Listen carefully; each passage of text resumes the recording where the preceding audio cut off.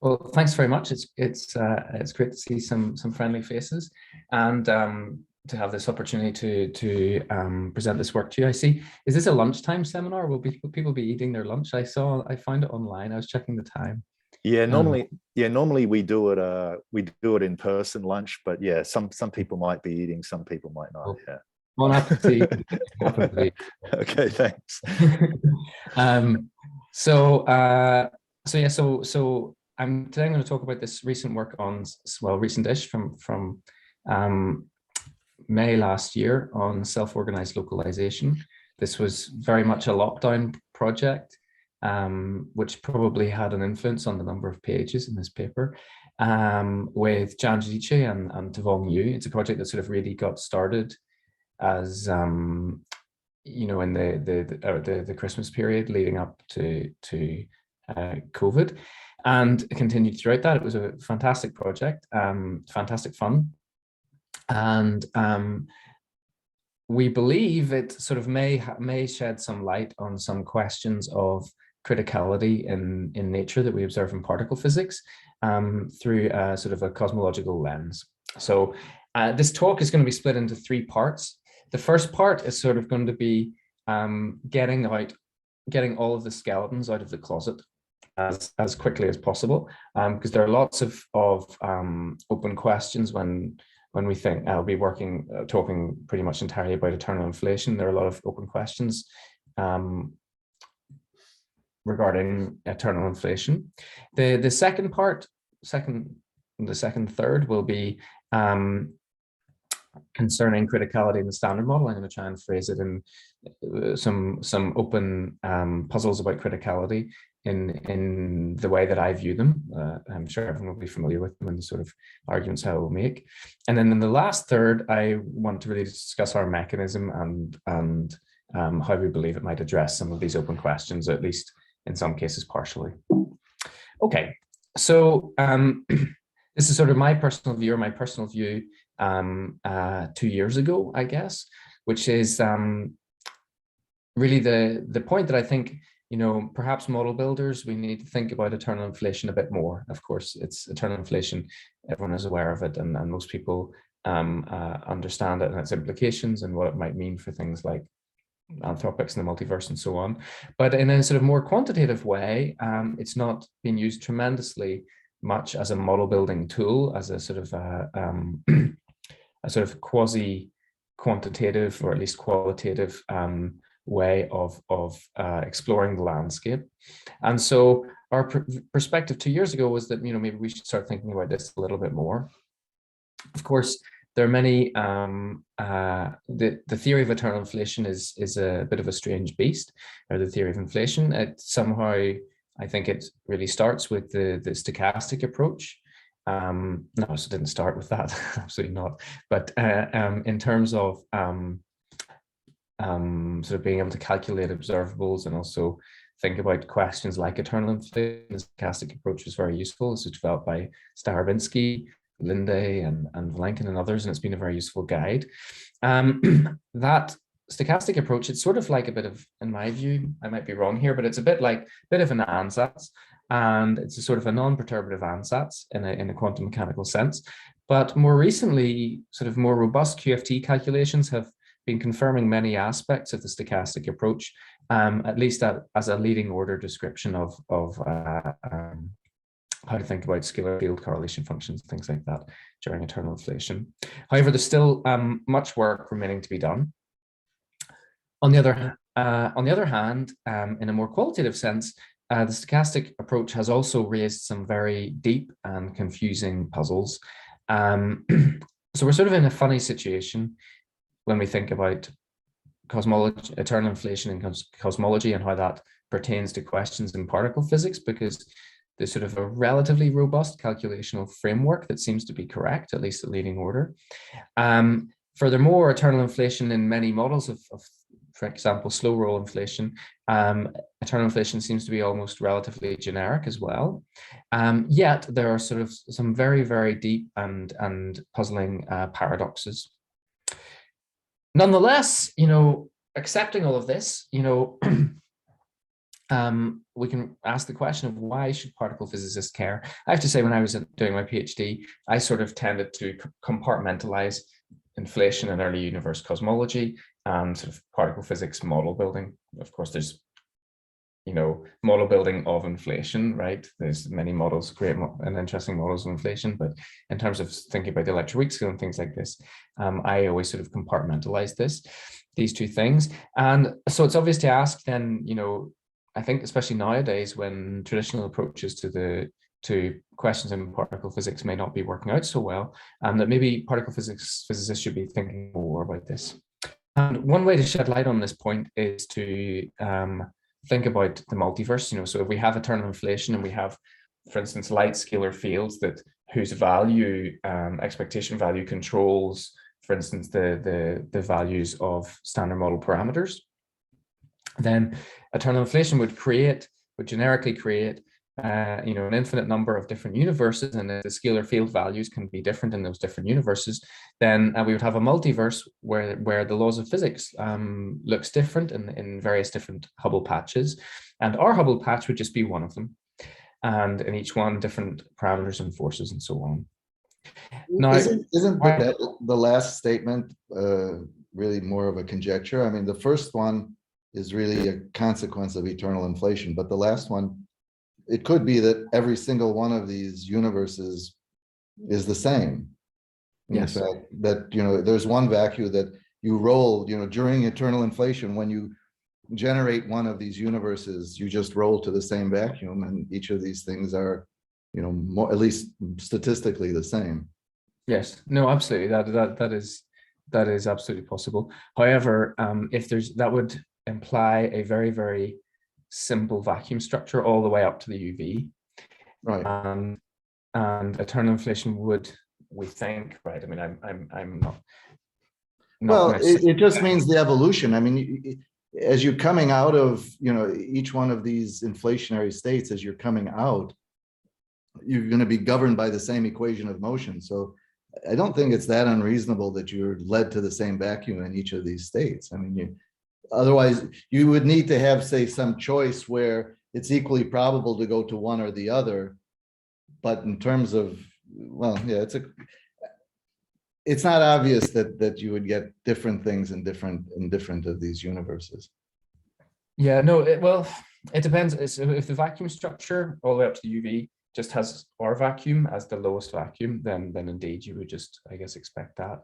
But if the vacuum structure is more complicated, then that's not so clear. For instance, as we know from old inflation, that if there are metastable vacua, it's actually pretty hard to make them short-lived enough to not be populated, and so it would really require, which may be the case, but it would require an assumption about a sort of relatively simple vacuum structure and whatever the full UV theory is. Right, but we know one example that it came to our particular vacuum, and we don't know of any examples where it went to something else. Right, exactly. So this is the point, right? We're in our Hubble patch, and we're trying to make statements that go well beyond what we can even sort of reasonably say. So that's this. That's a great sort of leaping off point here, because so my point here is, imagine you have a colleague and they've got a laboratory and they've prepared some gas, some box, and they tell you nothing about it, but they just tell you they've measured the velocity of one atom, and they report that velocity to you, and they say, was that measurement likely or unlikely? And from the perspective that you have, you can't tell. You can maybe try and do some Bayesian thing and say, well, if the temperature in that box is this, then it's likely or unlikely. But in an absolute sense, you can't make any statement about whether that measurement was likely or unlikely. So you need to have some sense of the full statistical ensemble to really start to make any sensible statements about the likelihood of, in this case, it's this measurement of velocity. And of course, then if the physicist in the laboratory says, actually, this gas is being held at some temperature, then as soon as you have that information, as soon as you have that sort of statistical information, then you can say, well, yes, okay, that was actually a fairly typical velocity that you measured, sitting on near the peak of the Maxwell-Boltzmann distribution. Or if it wasn't, then you could say, well, that was actually a very unlikely measurement. If you did that measurement on average, you'd have to do it, a million times before you would be likely to measure a value like that.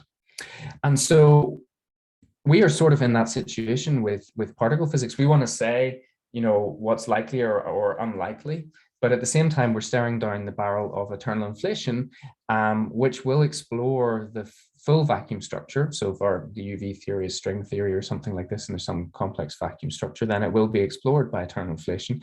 And so we've measured one universe with one set of fundamental parameters in the standard model, but now this eternal inflation starts to sort of cast doubt on how well we can report whether or not these measurements are likely or unlikely. And on the other hand, then maybe if we could have some sense about what the sort of statistical ensemble looks like, then we can start to more sensibly ask this question. You see, one side of this coin is anthropics, right? When we appeal to the anthropic principle or to anthropics for the CC, we're making an implicit assumption about sort of a certain level of complexity of the vacuum structure and the ability to explore it. Okay, so we want to be able to make some sort of quasi-statistical statements. And the stochastic approach at first glance appears to give us the ability to do that. So the stochastic approach sort of started off in a sort of more, you start off thinking about things in terms of field fluctuations. It's sort of like, in de Sitter, it's sort of like being at finite temperature, the Gibbons-Hawking temperature, and you get field fluctuations, and this looks like a random walk. And the average of random walks, the average of the output of a Langevin, of the Langevin equation, is a Fokker-Planck equation. And the particular Fokker-Planck equation for stochastic, the stochastic approach looks like this, where phi could be, you can also apply this to multi-vacua, to metastable vacuum and things like this, but if you just have one light scalar field, not the inflaton, one light scalar field, then this equation governs the dynamics of the average of paths. So if you start at some field value and it starts rolling down, it will also have fluctuations due to finite temperature, which is this term here, and the average path will follow this equation, which is sort of like a heat equation. We're actually, though, interested in the volume distribution, not just the distribution of phi values if you were to follow one Hubble patch, because each Hubble patch, that Hubble patch is actually growing, and it has, so then there are modes that leave the horizon. And so what we want is to sort of try, in our work, to try and build a sort of quasi-statistics, is to slice up at some given time, slice up the universe into Hubble patches, and then see what the field values would be in those different patches. And that means we have to take into account the fact that during inflation, if this field is slightly further up a potential, the patches with those field values will inflate more, and that's accounted for by this term here, which has come essentially from the time derivative d by dt of the inflationary factor e to the 3ht.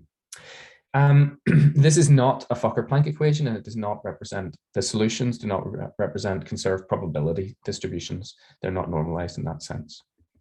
So could I ask a question here? I mean, when people talk about this eternal inflation, basically the result is that it's exponentially unlikely for us to be to get to our universe, right? So it's basically related to this measure, right? I mean, yes, I'm going to get to that stuff. Oh, okay. That's that one side of that coin is the one face of that coin, sorry, is the Youngness paradox. Oh, okay. So this is the good, and there's going to be the bad and the ugly and the worse and all sorts of questions related to the measure problem. Oh, okay, okay. So right. Maybe if I don't answer your question when I come to that, then please shout at me.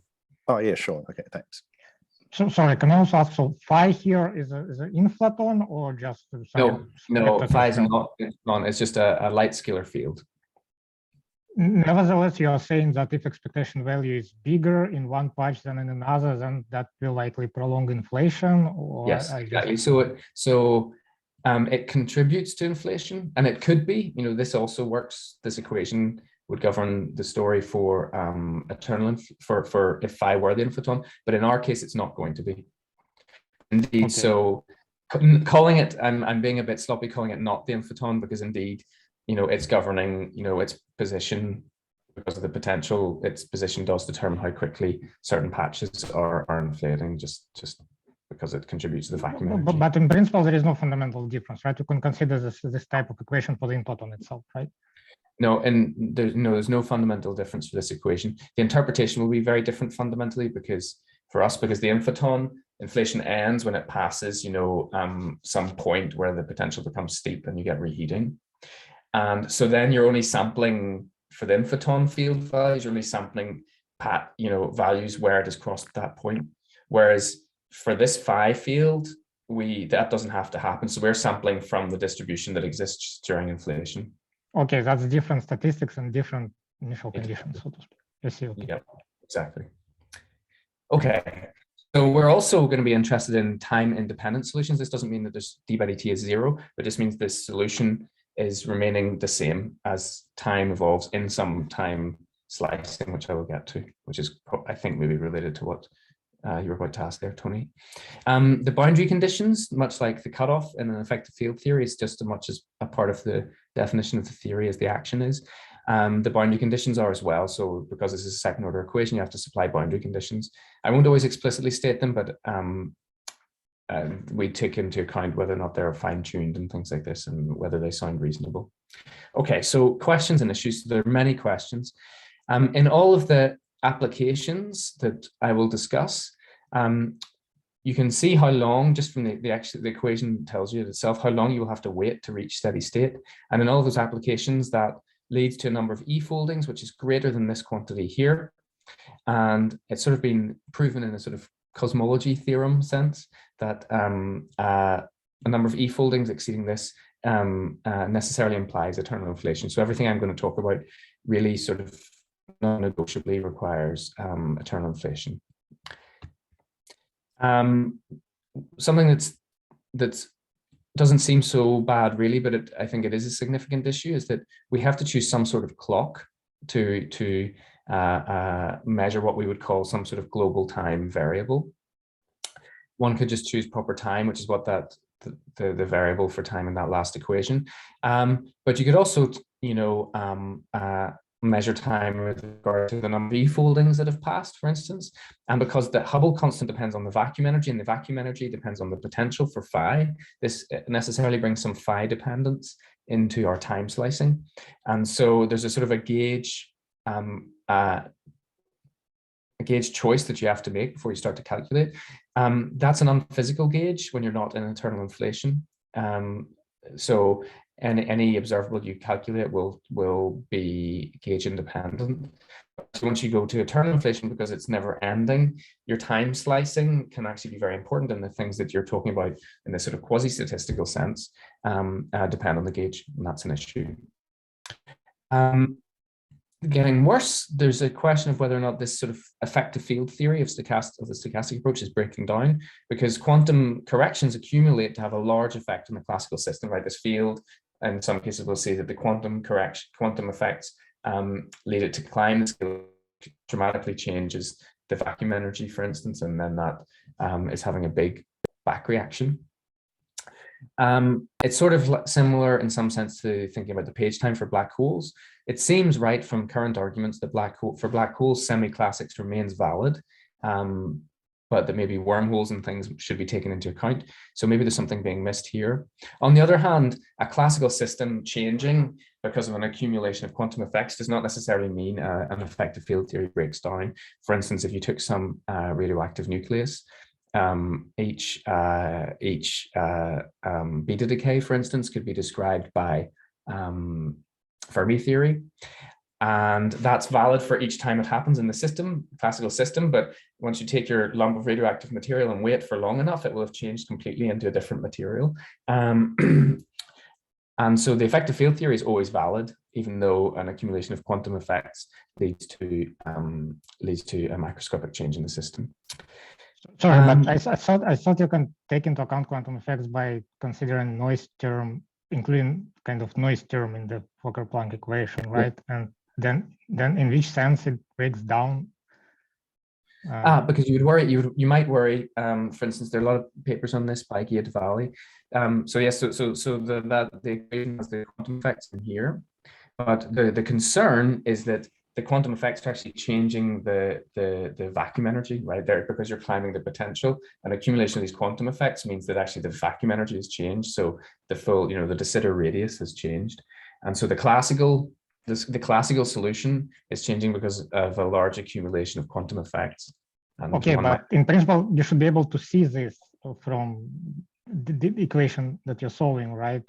It must be able to tell you when this is going to happen, the time scale, or not. So we do, but it does happen, and so but we don't know if this semi-classical approach is broken down or not. Similarly to black holes, right? For a long time, it was believed that perhaps the fact that the entropy isn't turning over, so that there's an inconsistency in the page curve if you just include Hawking radiation, that there was a belief that maybe semi-classics is breaking down, so you really need to appeal to the UV theory beyond the page time. The current arguments, I don't understand the physics, but current arguments seem to suggest that actually semi-classics does remain valid, but what's being missed is different classical field configurations, wormholes and things like that. And this is a very analogous story. I'm not saying we're not including quantum effects, we are, but we have to take seriously the fact that they are changing the vacuum energy, and so that's changing the classical solutions, the classical equations of motion. Okay, so that's some kind of non-perturbative effects that are important here, and you cannot compute them. I see. Exactly. Maybe we can, maybe we can't. So we can use the stochastic approach, but it's not clear if it's breaking down. Some people would argue that it does, some people would argue that it doesn't, and it's not clear yet. In a similar, really a very analogous way to black holes. Okay. It gets worse because I should really speed up. The inflation ends when reheating occurs, and so there's some sort of surface within this sort of multiverse wherein the inflaton has passed some sort of reheating point, the reheating surface. But because inflation is eternal, that surface is infinitely big. So when we're trying to do any sort of quasi-statistics, we're comparing things that essentially have infinities hidden in them. And this must be regulated somehow, and that's why you get this measured dependence. We didn't want to commit to a specific inflationary model. Ideally, you would actually sit down with your theory, including the inflaton, and calculate the surface. But then you're making a very, you're making an assumption about the class of inflaton models. So we took, as has often been in the past, like in the 90s, we took proper time as our time slicing measure. Things like Boltzmann brains then arise. Not clear if that applies to us, because as you'll see, all of our universes that we predict that the average universe is unstable, so it will decay, and our naive estimates suggest it would decay before you'd have those sorts of problems. But a more severe issue, which is emphasized just by Under Linde, was the Youngness paradox. Essentially, if you use proper time as a measure, then you take our universe, it reheated at some point, 13, 14 billion years ago, and then the evolution continued. But that proper time is a global time slicing. And so you take another patch in the multiverse that actually only reheated according to the same proper time variable 6 or 7 billion years ago. And it turns out that the volume occupied by those patches is something like 10 to the 6 or e to the 60 times bigger than the volume of our patch. And so there's a strong preference in proper time slicing for universes to be young if you do this sort of quasi-statistics. And I think this is a really important question. No, but then you can say some kind of anthropic argument. I mean, you cannot live in the universe which is much younger. Well, there's nothing to say that you couldn't have observers that in around stars that are only 6 billion years old. So that's the problem. Indeed, that's the caveat. So if this were a factor of, if this were when the universe is very hot, then indeed, but it's pretty hard to argue that those universes couldn't contain, life. Okay, but must be at least second to third generation stars. Yeah, I think a factor 2 is pretty reasonable to avoid strongly constraining this. So I think it is a serious issue. Okay, another thing that might worry some people I'm would. still, sorry, I'm a little confused of why it's a serious issue.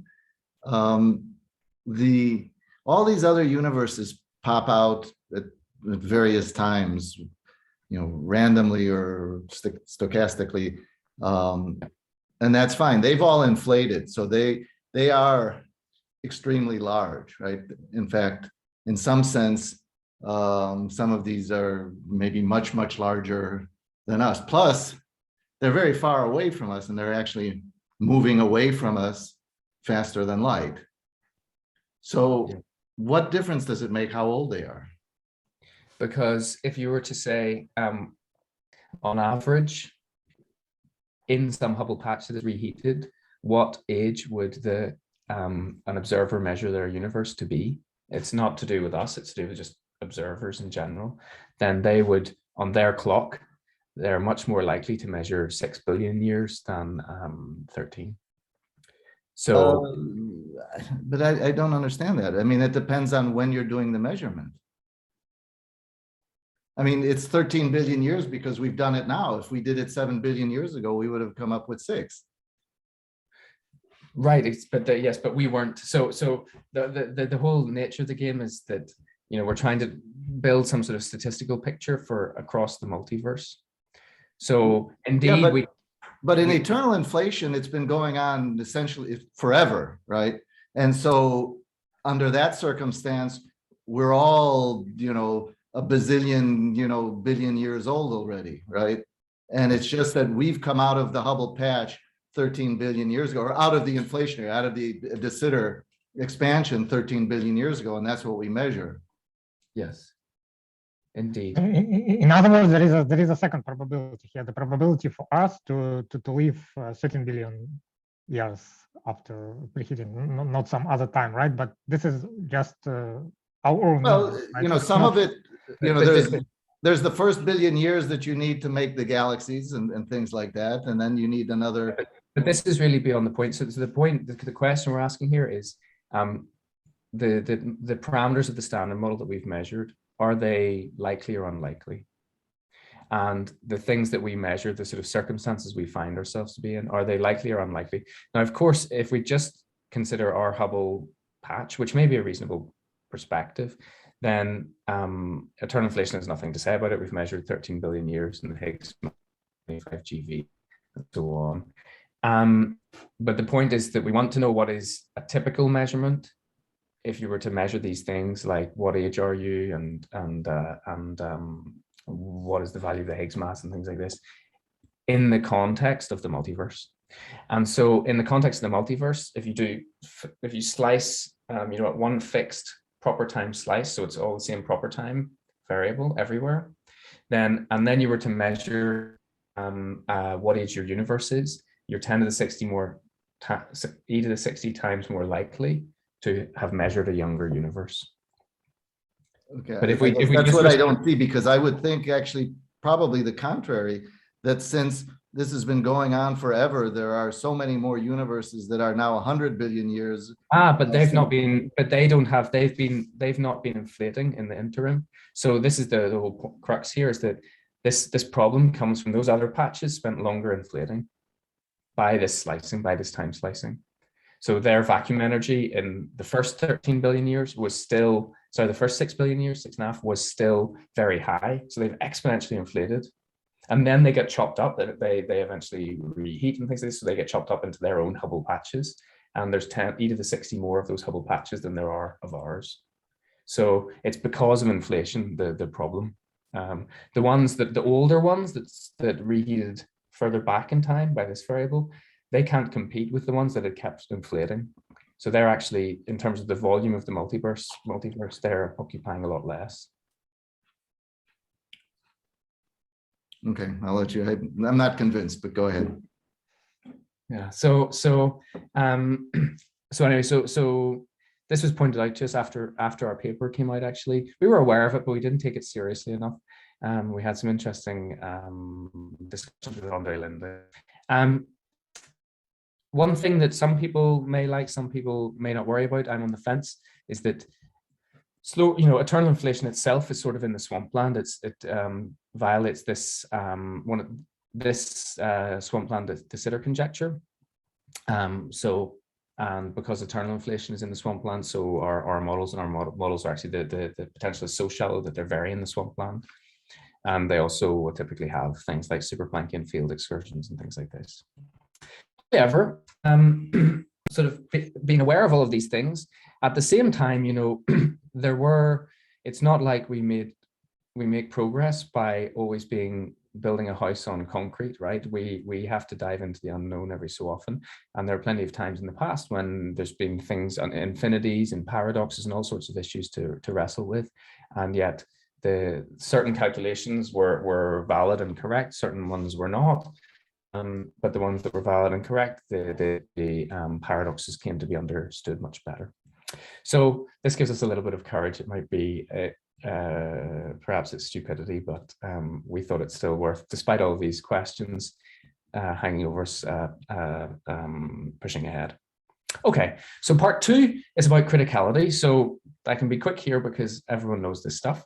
So I would argue that nature really seems to unreasonably favor criticality, at least when we look at the standard model. So the first is the cosmological constant problem, and in some sense this is a question of criticality. There are 2 completely different phases that one could exist in, not observers of course, but which is why anthropics is used for the CC problem sometimes.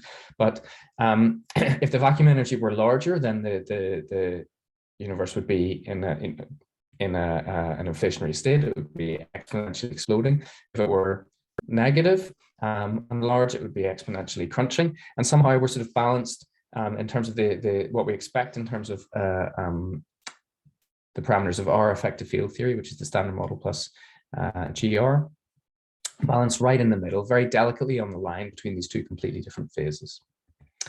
Puzzle 2 concerns the Higgs quark in the standard model.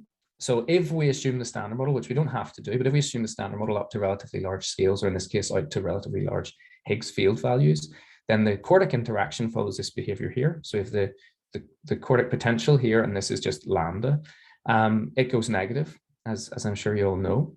And that means that the potential actually turns over at large field values and runs negative. And so just if you were being agnostic and letting the Higgs mass, which is really the quartic here, and the top mass vary, it turns out that we live in a very peculiar spot, which is right on this metastability line.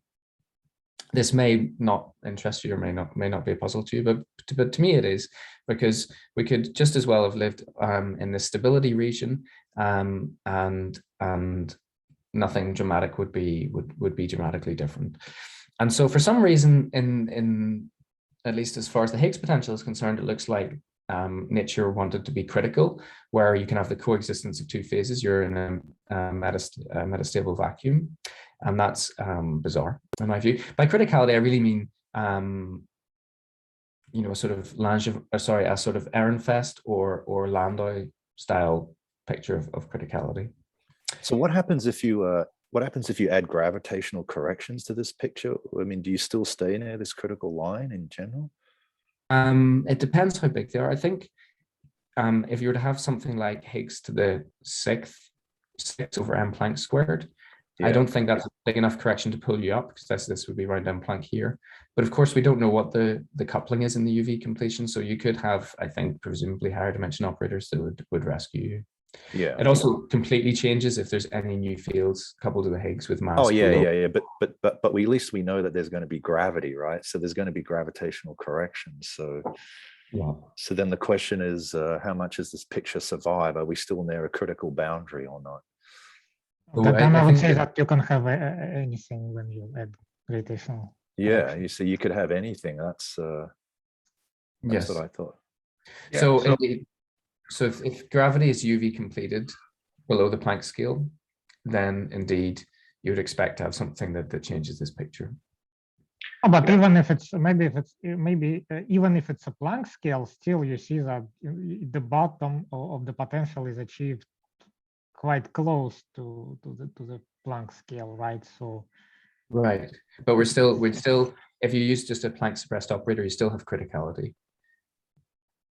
Yeah, that's what I'm trying to understand. I think we secretly use the gravity already to let the potential to be bounded from below with a possibly very high wave, high wave. But the exact value doesn't affect our calculation of the tunneling rate. That's why we say we're in this critical regime. That is very robust. So long as the wave doesn't correct the Higgs potential in a very dramatic way that brings the wave to be much closer, the deeper wave to much closer.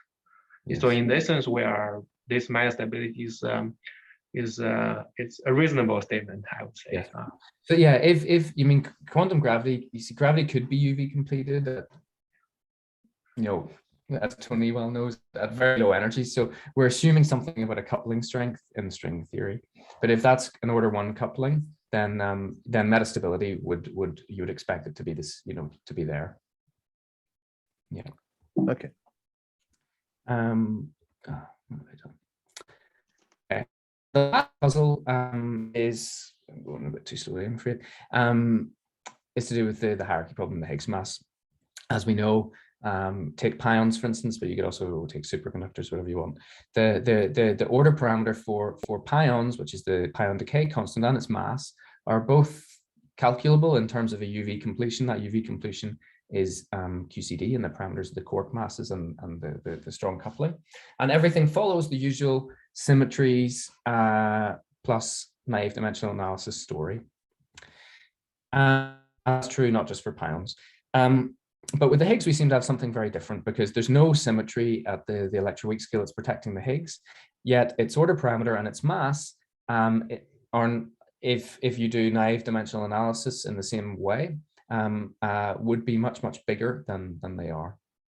And this is essentially the hierarchy problem. If the cutoff of the standard model had been lower, not so far above the electroweak scale, then we wouldn't have this problem, but we do. So there's something going on, and this is also a question of criticality. There are 2 phases one could have. It's very, it's ultra analogous to a superconductor. There are 2 phases that one could have.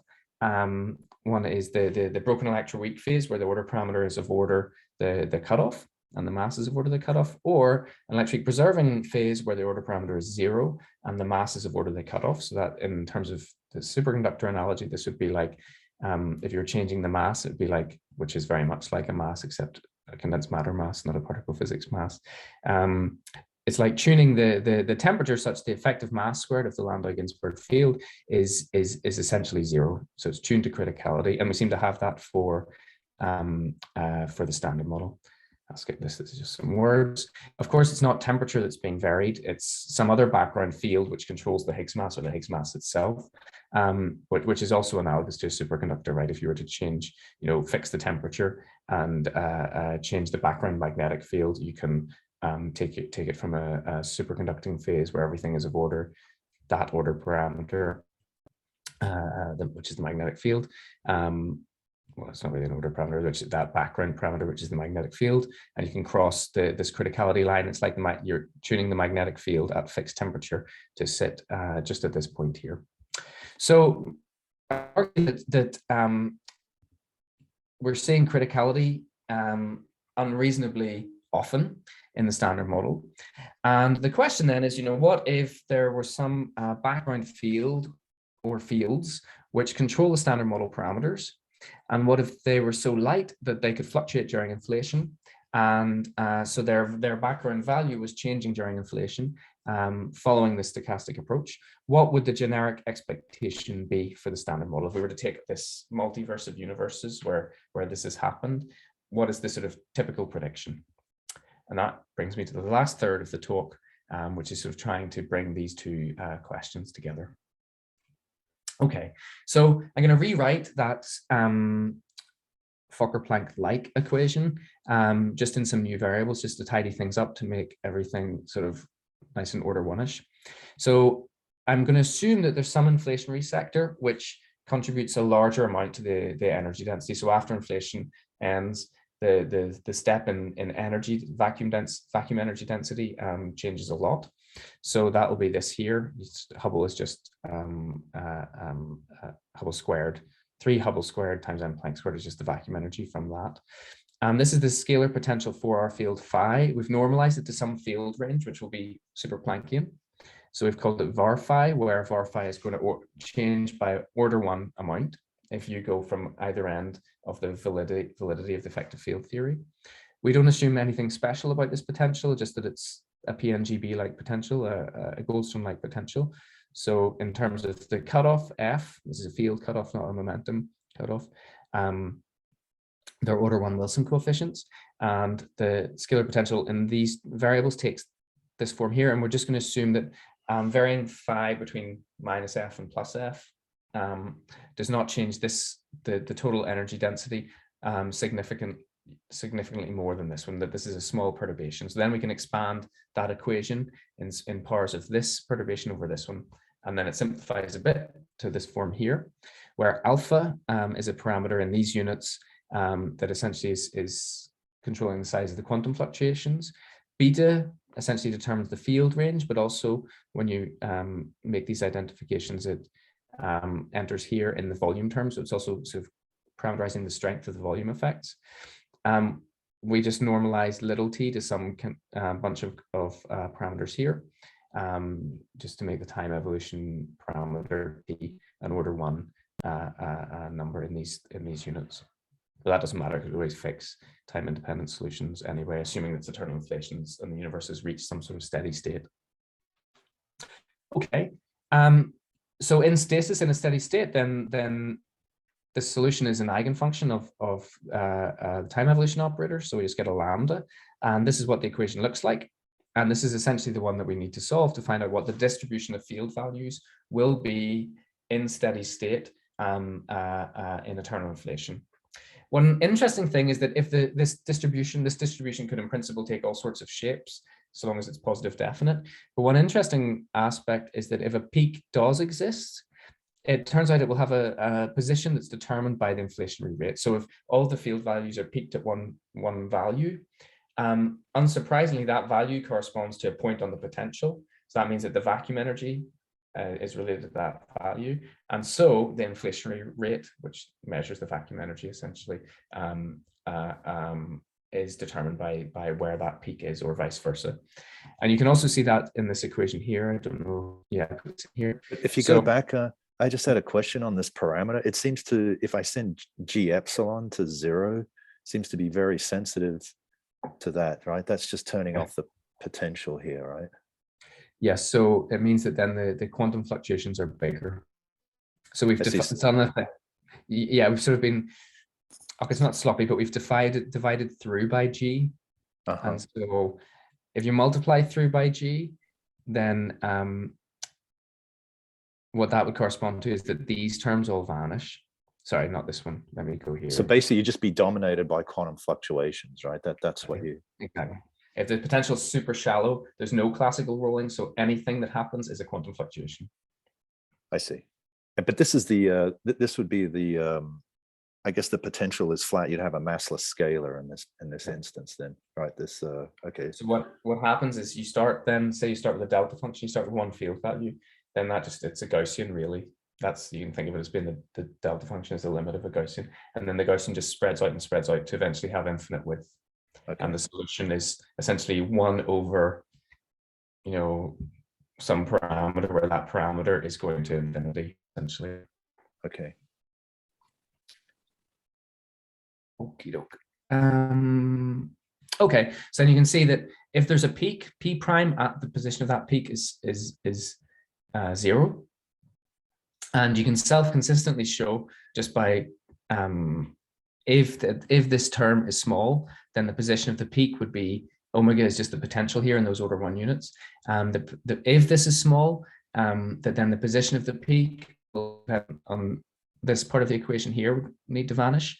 And if beta is big, so these are super Planckian field excursions, then beta is larger than 1, then this is the most important term. And so you see that the position of the peak is just the inflationary rate, which is very physical. It's basically saying that if all the field values are essentially the same, then that's what the value of the potential is. That's what the inflationary rate is. After the fact, under this assumption, you can show that self-consistently this term is small. Okay, so we observe, so if we take just for instance a straight line, but this will apply to any monotonic line that doesn't have any sort of sharp features or something like that.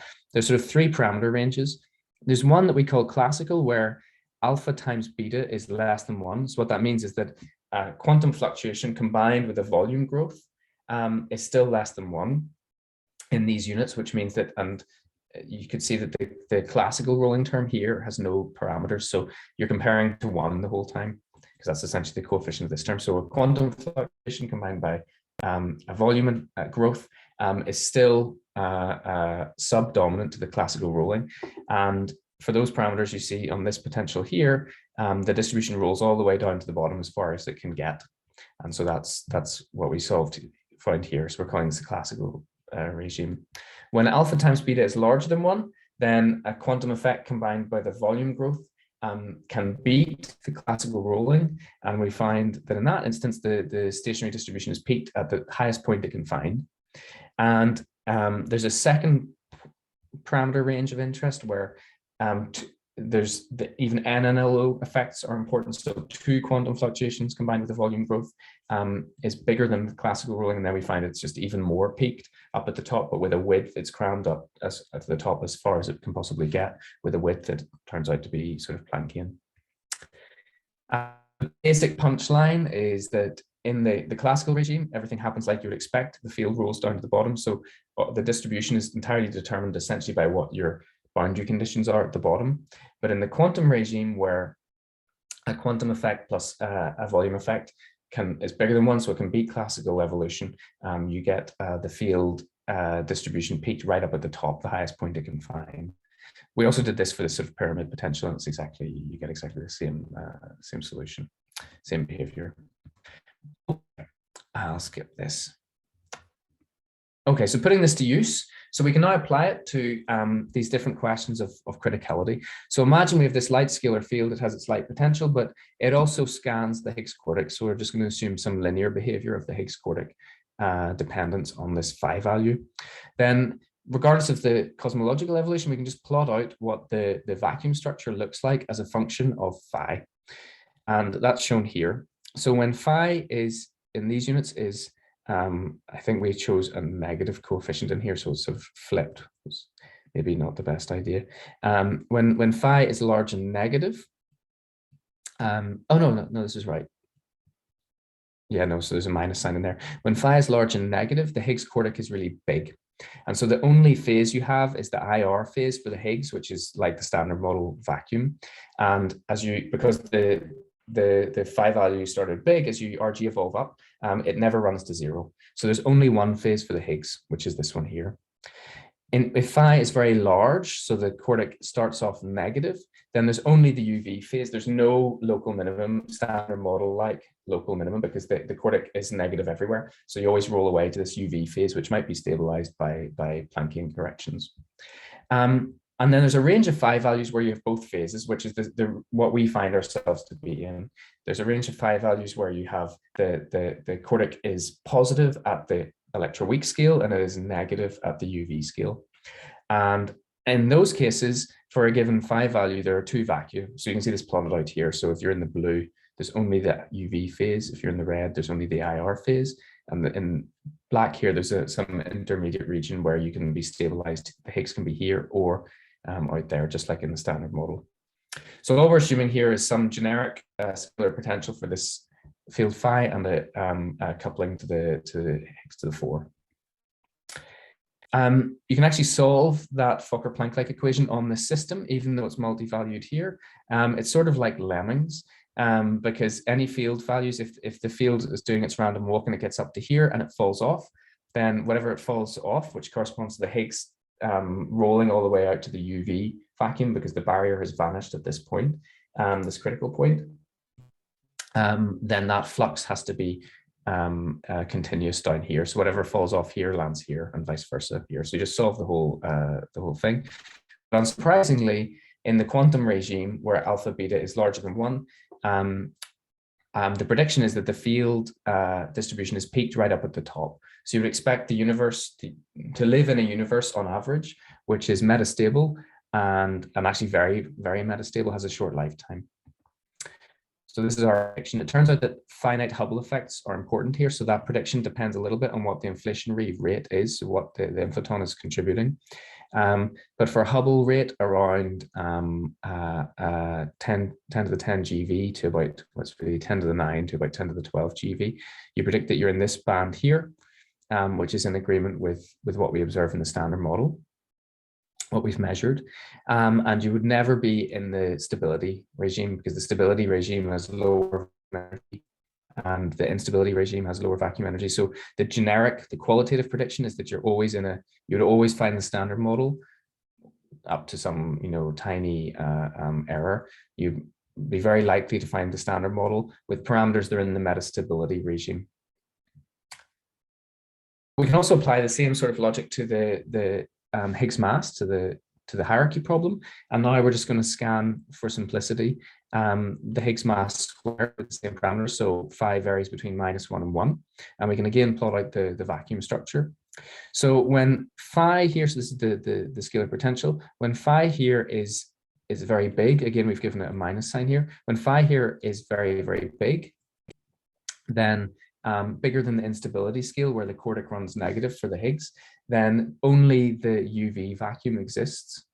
So there's only the UV phase for the Higgs. The Higgs can't live here, and it would just roll down for the UV phase.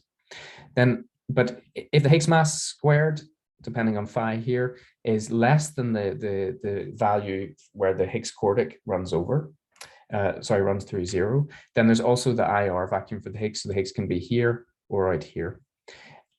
And so once we go below that critical value, there are two phases. There's the UV phase where the Higgs is out here, or the IR phase where the Higgs is here. So again, it's a multi-branched vacuum. But when the Higgs is in the UV phase, you see that gives, if Higgs goes out to like M Planck, for instance, that gives a large negative correction to the vacuum energy. And so this phase here has lower vacuum energy than this phase here. And so again, the scalar field dynamics would predict that we would live in a universe where we would measure the Higgs mass to be very close to being around the instability scale in the model. And what's interesting about this is it's a way of solving the hierarchy problem, because the instability scale arises from the Higgs quartic running, which is an RG effect. And so it's essentially like dimensional transmutation that can naturally be well below the cutoff of the theory. So this is a way for scalar fields, at least, of getting a light scalar which has mass well below the cutoff of the theory. On the other hand, as you're all aware, the Higgs mass is not 10 to the 10 GeV. So this aspect sort of runs half the distance, and in terms of the qualitative dynamics, it can get you a naturally light scalar, but in practice, the standard model does not have an instability scale at the Electroweak scale. It's much higher. So could I ask a question? By the way, Matthew, if you need to go over, it's okay. If you don't need to rush it, yeah. But I have a question here. Why aren't you taking into account the CC as well, right? Shouldn't you also be taking into account that, because the Higgs vacuum energy presumably has to also cancel with the bare CC as well. But I will get to that solution in a few moments. So this doesn't solve the CC. This, for the mass, it doesn't solve the CC problem. So this is all during inflation. So the CC is enormous. Mm-hmm. All of this is happening during inflation. Okay, but then, but on the previous application, you had the VEV there, and you already had the slide before this. You had a VEV for the Higgs already there, right? The VEV there was already set, wasn't it? At 246, wasn't it? No, in this potential. In the potential, I meant. Oh, here I shouldn't have read it like this. So yeah, we keep a fixed mass, which is small, at the weak scale. Okay. Yeah. It's really, we're just scanning the quartic. But V is a tiny perturbation compared to these scales. This is happening at for the Higgs, at the Higgs VEV around 10 to the 10 GeV, which is the instability. Okay, so you're not using the fact that it's 246 here at all, then? No. Yeah, okay. Yeah, it could be anything up to 10 to the 10 GeV. Okay. And that's the problem, because this for the Higgs mass, we're scanning the Higgs mass, we're predicting that the Higgs mass is at the instability scale or thereabouts. And the instability scale is 10 to the 10 GeV essentially. So, so to get around this, which we call this, we don't call it this in the paper, but I think we should be more honest. And so in the collaboration, we call this junk, because you can bring the standard model instability scale way, way down if the Higgs is coupled to new fermions. You know, so they're chiral and they're electroweak.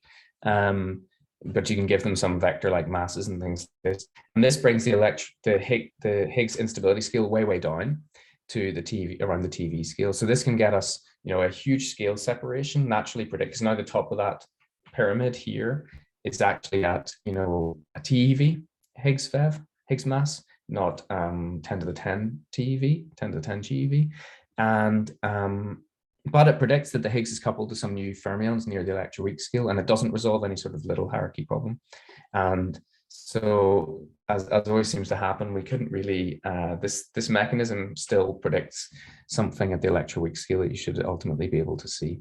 So we call it junk because we're really adding it by hand to get the mechanism to work quantitatively. Yeah, but these fermions wouldn't be a sign of naturalness; they'd just be a sign of this tuning, of this mechanism, right? Yeah, and so in this context, they would be a sign of naturalness because they would have to have a coupling that makes the standard model really unstable, that makes the quartic go negative at the TeV scale.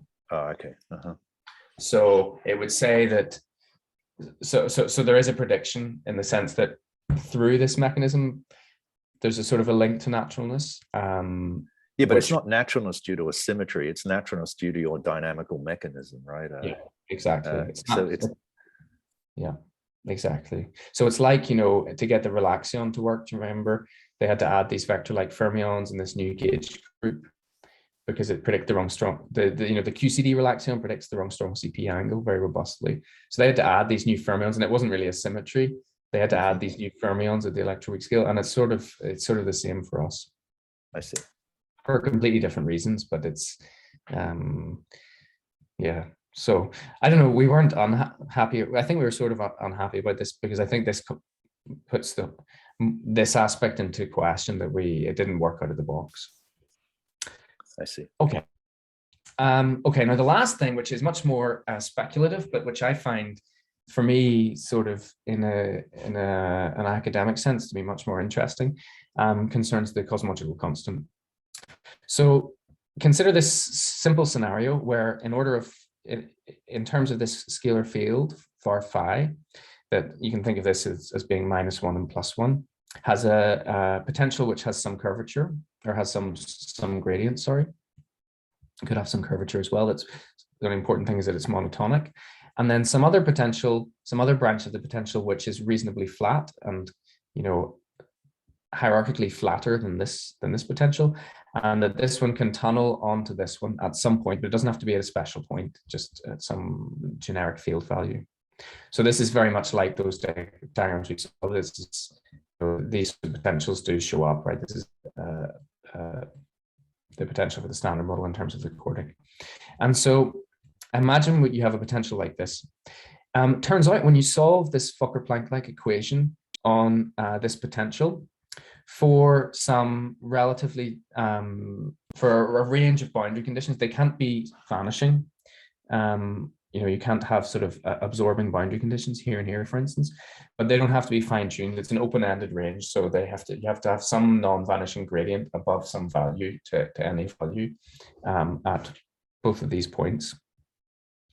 Then it turns out that when you solve this Fokker-Planck-like equation, on the flat branch, you get what you'd expect, which is that it's a very flat potential. So the field distribution, the distribution of values, and this is the volume weighted distribution, is very broad. It's essentially quantum spread as far as it can, and at this end here, it drops off.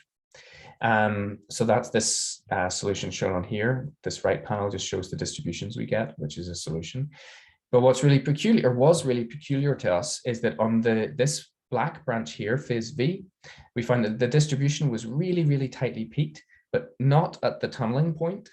It was really, really peaked here at exactly the crossing point between these potentials. But at this point, there's no talking between the potentials. There's no tunneling or anything like that. All the tunneling is happening out here. So we found this very, very peculiar, but it turns out that there's a very rational explanation for it. If you're in steady state, then the solution on phase H and phase V has to be, they both have to be inflating at the same rate. Otherwise, you're not in steady state. If one of them one solution is inflating more slowly than the other one, then things are changing. The relative volume fraction of phase H versus phase V is changing. So that's not steady state. So in steady state, they have to be inflating at the same rate. But because this potential is very, very flat, its inflationary rate is non-negotiable. Its inflationary rate just corresponds to its height. And so the only way to be in steady state is if the inflationary rate on this branch is the same as the inflationary rate on this branch, which means that if it's peaked anywhere, it can only be peaked at this crossing point here, because the inflationary rate is just the height of the potential.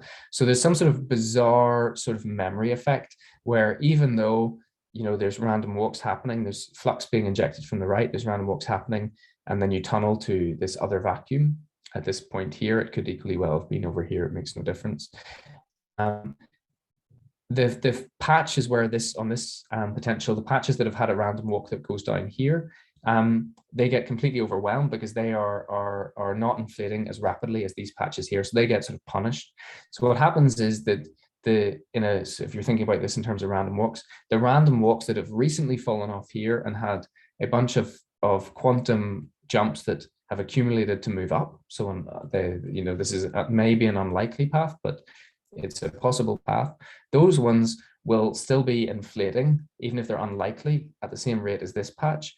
And so because the inflationary rate is the name of the game, that's the big exponential in this, even if they're unlikely, if you were to find yourself on that patch at any given time, you'd be more likely to be in a patch like that than in one down here. And so the equations are sort of spinning out what is actually quite intuitive, which is after the fact that the distribution on this slope has to be peaked at the same height as this slope. I've already said them. There's some non-zero fluxes in here, but once they're beyond some critical value, then there's no significant sensitivity to them. And you can think about this as being like thermal equilibrium, right? You can think about this as being, this potential as being like a box of gas, and this potential as being like a different box of gas. And this tunneling between them is like putting those boxes beside each other, but still with a wall, so that they can feel the temperature of the other box. And so even if you start, you know, with totally different temperatures in those two boxes, they will equilibrate. And even though the atoms or molecules or whatever are not bouncing into each other, they're bouncing into the wall. They don't know what they are, but they know about the temperature in the other box, and it equilibrates. This is essentially the same thing. Hi, Matthew. Where does this equilibrium state or steady state condition come from? Well, so because it's eternal inflation, you know, essentially the time as Keith said earlier, essentially it's not infinitely long time since inflation started, but it's asymptotically infinitely long. And so the eternal inflation in the multiverse, you expect that an essentially infinite time has evolved. So the only thing you can have then is a steady state. After that, it can't continue to be changing. But in the steady state, there are three possibilities. One is the balanced steady state between those two phases. The other two is I'm completely in the phase V, or I'm completely in phase H. Those are all steady states, right? Absolutely, yes. So indeed, and that's where this non-zero flux has to come in, because you have to be indeed. So say you didn't inject any flux onto phase H. Every random walk would eventually fall off if it was an absorbing boundary condition or reflecting. Every random walk would eventually fall off here in the long term. And so the steady state would just be complete occupation of this phase. Right. Okay. Yeah, indeed. You're absolutely right. And so yeah, your intuition is basically why we have to have these boundary conditions. Right. Absolutely. Yeah, but that's our assumption. We don't have any other better argument. No, exactly. And so it's sort of like, you're working with an EFT, these boundary conditions, they're part of the theory. It's like saying what happens at the cutoff. Yeah. And so we have to choose them, but there's no theory for the boundary conditions. But it could be that they're nonsense, but we just don't know. Yeah. Yeah. Yeah, And just indeed, want you know, it's maybe implying that there's some other field or something, a metastable vacuum that is eternally inflating, and occasionally it tunnels down to phase H and is populating phase H or something like this. So we have stories. We did think about this a lot. We have stories, but no theorem or even, you know, no metric on which to justify various boundary conditions. Thanks. Yeah. Thank you. Okay, so the last application then, so you can sort of see where this is going, is imagine in the UV we have SUSY, and imagine that there's a landscape of, in this case, there'll just be two different vacua, and one of these vacua is completely supersymmetric and R-symmetric. So in that vacuum, if there's no other contribution to the vacuum energy, so imagine inflation has ended, in that vacuum, the cosmological constant is 0. It's Minkowski by symmetries. That's one of the beautiful things about SUSY and R-symmetry. And so in that vacuum, there would be 0 CC after inflation has ended if everything else has gone to the minimum. But then imagine there's some other vacuum where SUSY is badly broken and R-symmetry is badly broken. So in that vacuum, you don't expect the CC to be 0 after inflation. Now imagine, so you have those two vacua, which this doesn't sound like totally exotic, right? We know from ISS SUSY breaking that maybe metastable SUSY breaking with two different vacua is maybe even generic. Then imagine there's some inflationary sector, so you know the inflaton doing its thing, that during inflation it is driving inflation. It gives a positive energy, a positive contribution to the energy density, and then when inflation ends, it relaxes down to a SUSY and R-symmetric vacuum itself. So this is sort of we're sort of assuming that the inflaton is sort of decoupled, all you know within supergravity. And then imagine we have our light field, and that the light field potential depends on which vacuum you're in. So this is like the pion potential. The pion potential depends on what vacuum the Higgs is in. If the Higgs were in the UV vacuum, there'd be no such thing as a pion because all the quarks would be so heavy. And so it's relatively typical or not unreasonable that a PNGB potential depends on what vacuum it's in. But in the SUSY supersymmetric and R-symmetric vacuum, that means its potential would be flat, because otherwise it wouldn't be supersymmetric and R-symmetric. So in that other vacuum, the potential is flat, so it looks like this. But in the SUSY breaking vacuum, it doesn't need to be flat because there's no symmetry protecting the CC, and so it's just some slope like this, imagine. And so then the point here is that imagine you embed this in inflation, right? So inflation's happening, and so the inflaton gives a positive contribution to the CC during inflation. So then the scalar field distribution would evolve and reach steady state. And in this vacuum, there'd be some relatively flat distribution, like a cosine or something like this, half a cosine. And on this vacuum here, it would be peaked at the crossing point, just here. And then inflation ends. So the inflaton goes down to its supersymmetric or symmetric vacuum. So this contribution vanishes, and all of this drops down to 0 because in this vacuum, it's supersymmetric and R-symmetric. Then even if you lived in the SUSY breaking vacuum, your most likely measurement of the CC would be close to 0, because the distribution is peaked here, which is the same height as this vacuum, and this vacuum is at height 0. And so this gives a way through, so bizarrely through supersymmetry, of maybe a route towards a non-anthropic understanding of a vanishing CC. And it's really a supersymmetric understanding of a vanishing CC. It's really saying that SUSY makes the CC vanish, but in a different vacuum. But that during inflation, that vacuum was talking to us because inflation lasted a very long time and tunneling was occurring between both vacua.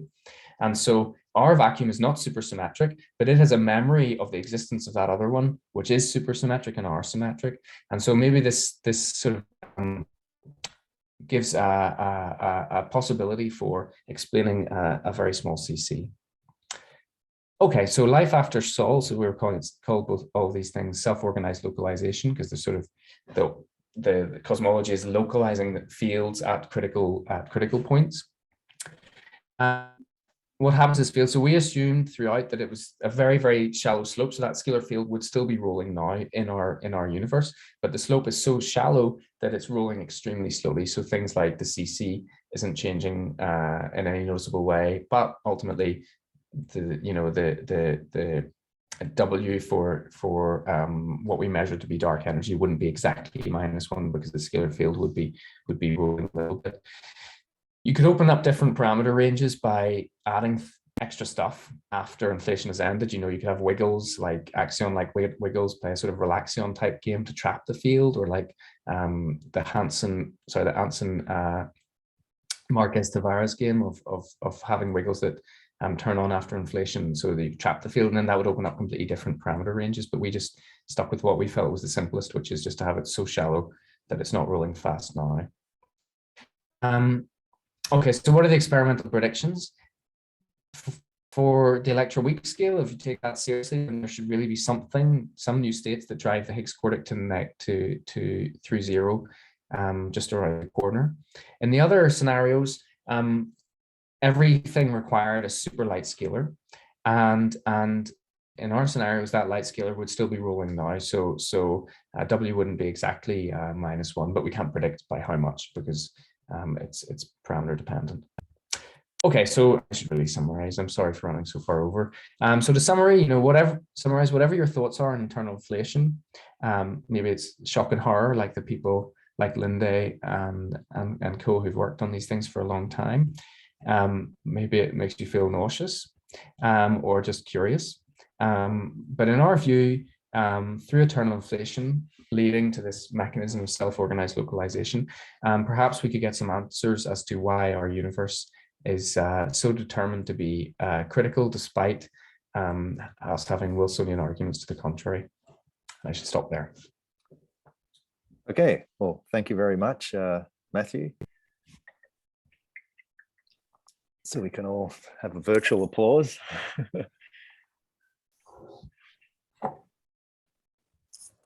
So does anybody then have any further questions for Matthew? Can I? Yeah, go ahead. Yeah. So I have a question about your solution of the criticality. So I think you said that it is likely that the distribution is peaked at the critical point, but this is of course the random process. So you have some distribution, you have some width, right? So do you have some Hubble patches where the Higgs is rolling down to the UV? Like it is not critical, but they're just unstable, and Higgs is rolling down to the UV vacuum. So the width you can calculate. It turns out because of the Hubble term, in all those in the cases where it's just this quantum regime, the width is M Planck, and so the width of the width in the cutoff is M Planck over F, and so that's the width relative to the Higgs cutoff essentially. So indeed, there would be some patches where, and also the potential does change after inflation because the background Hubble, it's like finite temperature. So the finite temperature potential does depend on Hubble. So if Hubble is big, that's why those curves, the prediction for the Higgs instability depended on Hubble.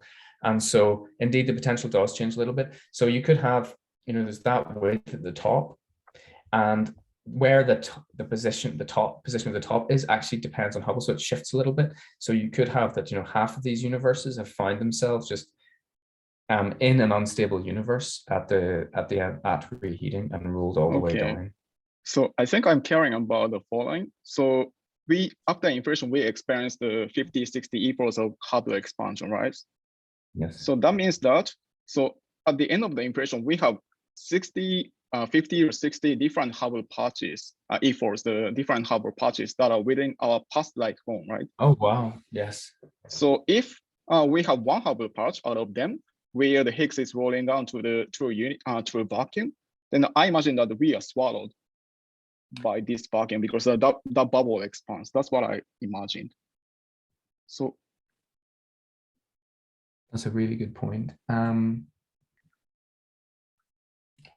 If it has reached us, so it will be that bubble will be expanding at the speed of light. Yeah. So if it is within our past light cone, then in the current universe, it will just swallow us. That's what I thought.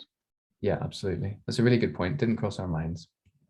I mean, of course, that means it doesn't.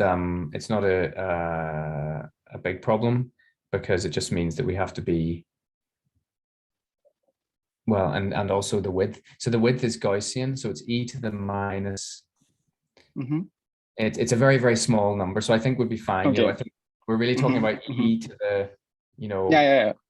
So you I think know, if the possibility that you are within this, true vacuum is less than e to 50 or 60, or e to minus 50 or 60, then you're fine. And it really depends on this width.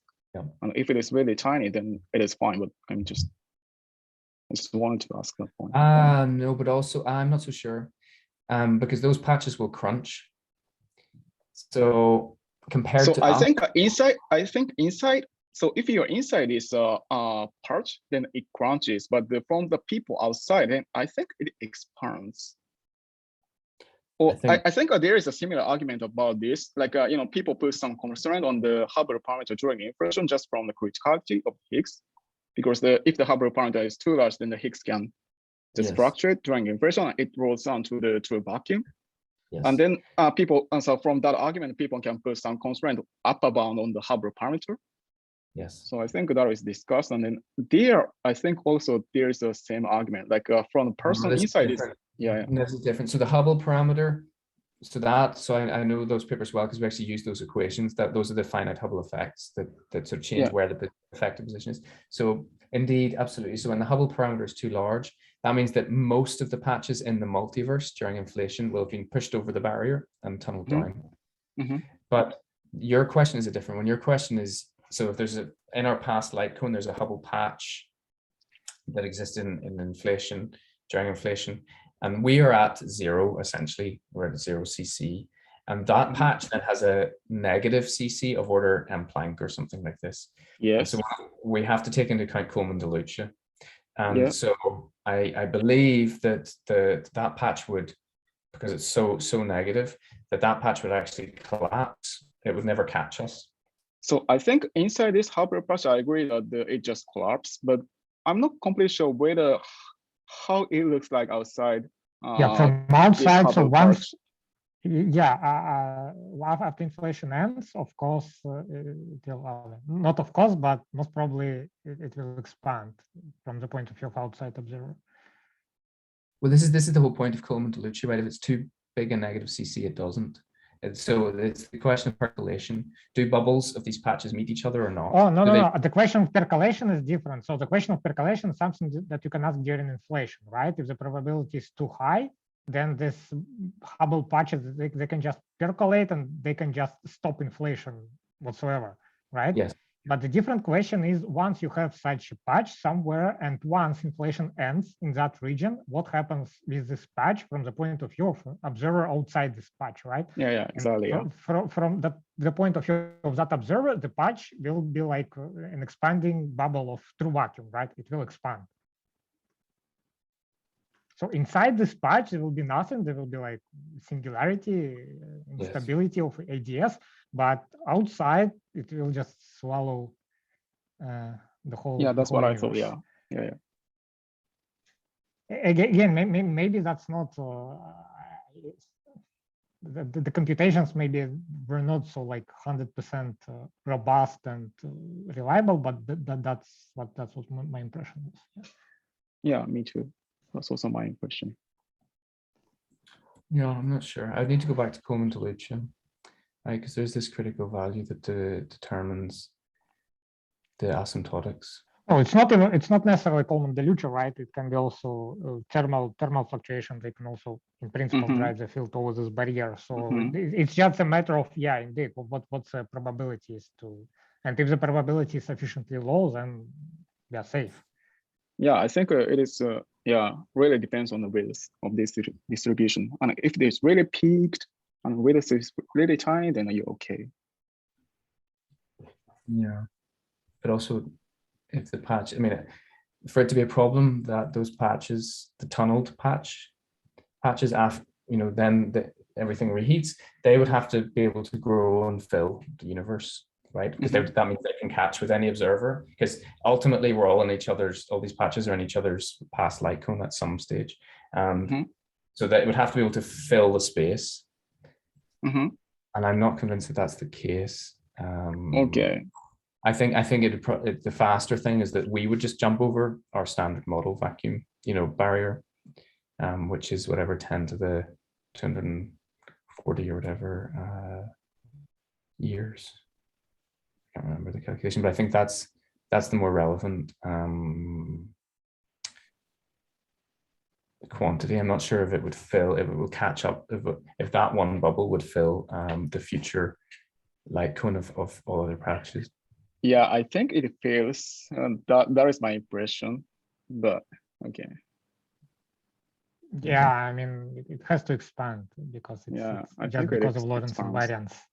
It cannot not expand. Well, No, I mean, relative to our inflating universe, I'm not so sure. No, during inflation it's different. During inflation, it will just occupy the no, but patch, and that's it. Yes, but our universe, I mean, it's a small CC, but it's a CC, and so it's not. That's why I keep talking about Coleman de Lucia. I'm just not sure if. Okay. I'm not convinced.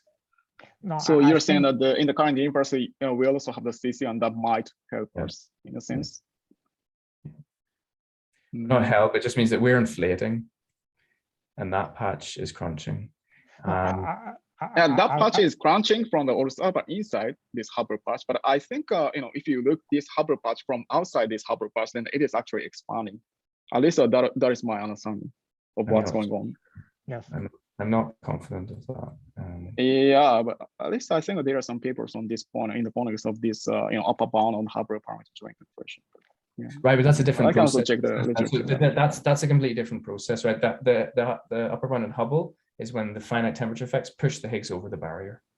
Yes. But it doesn't matter how exactly the Higgs is pushed over the barrier, right? If it's due to thermal fluctuations, or if it's due to tunneling, I mean, the result is the same. Right, but our Hubble, so in our present universe, our Hubble parameter is tiny. So no, I'm not talking about the Hubble parameter during now in the current universe. I think just after the inflation, I'm caring more about just the inflation. If there is one Hubble patch, so I thought you're saying that during this inflation in the early universe, not in the current universe, you have some distribution that is formed by the quantum fluctuations. Yes. So then the peak is at the critical value. But then I thought that this has the width, and if the width of this distribution is large enough, then there might be some Hubble patch in the early universe where the Higgs is rolling down to the true vacuum or UV vacuum, whatever. Exactly. So if there is that Hubble patch in the early universe, so in the early universe there are different Hubble patches and they were not talking to each other, but because of the Hubble expansion, so they are now start to talk to each other, and we have e to 50 or 60 different Hubble patches that are now talking to each other, so that are within our past light cone. So if there is one Hubble patch in the early universe where the Higgs is rolling down to the true universe in the early universe, or just right after the inflation, let's say, then that Hubble patch I think just expands. No, but you see, so those e to the 60 other Hubble patches, there's e to the 60 of them because they kept inflating. And so no. So just after inflation, I think I'm just talking about so they can re-enter our horizon because they were inflating in the mean. They were also inflating, but those patches where the Higgs went down to its minimum. So I think I'm caring only about the right after inflation, the distribution of the peers right after inflation in this 60 e to 50 or 60 Hubble patches. So yes. I think because we are here, so we should have this region where the inflation ends, right? Right. So let's take the boundary condition. At inflation, there's a patch e to the 60 far away from us that is in the Higgs vacuum. So now we want to calculate, does that patch catch up with us or not? And my claim would be no, because we're inflating. As we go, arbitrarily far into the future, we're inflating. Even inflating means that by the current CC. Yes, exactly. And that patch is crunching by of order n Planck to the 4.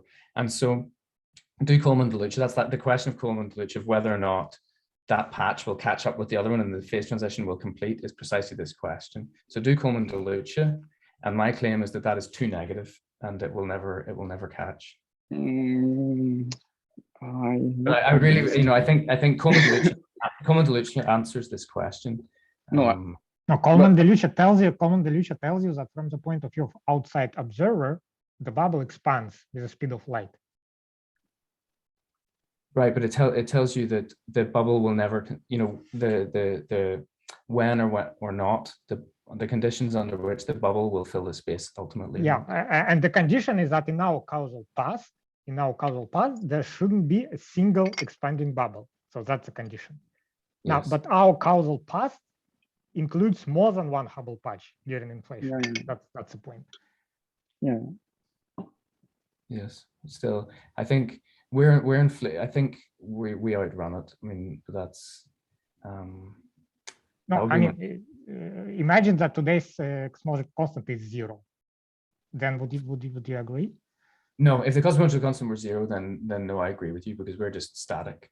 I think it okay, but then it's just so small. So Yeah. I mean, the conclusion can change. Oh, it's not small. The CC is not small. We're not talking about tomorrow. The CC is big. But in one sense, CC just has a dimension for parameter, so you should compare it with some other dimension for parameter. You compare it with time scale. You compare it with the time scale. So this is the thing. I think we should compare today's CC with CC during inflation, so to speak. But Yohei just said, so imagine at reheating, there's a patch out of these 10 to the 60 universes, which is in the true Higgs vacuum, and then there's our patch, and what happens in the asymptotic future, right? So where does for that question, where does the whole CC come in? Well, in the asymptotic future, it will swallow, yeah. I mean, so its vacuum energy density is minus m Planck to the 4. No, okay. So in the asymptotic future, it will occupy the new Hubble patch, right? Computed with respect to new cosmological constant.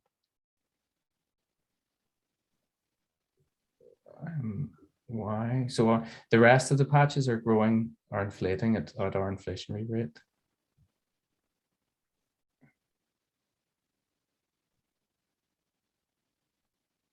So it's the same reason that old inflation didn't terminate, never percolated, because the other patches are just inflating faster. That's the problem with old inflation.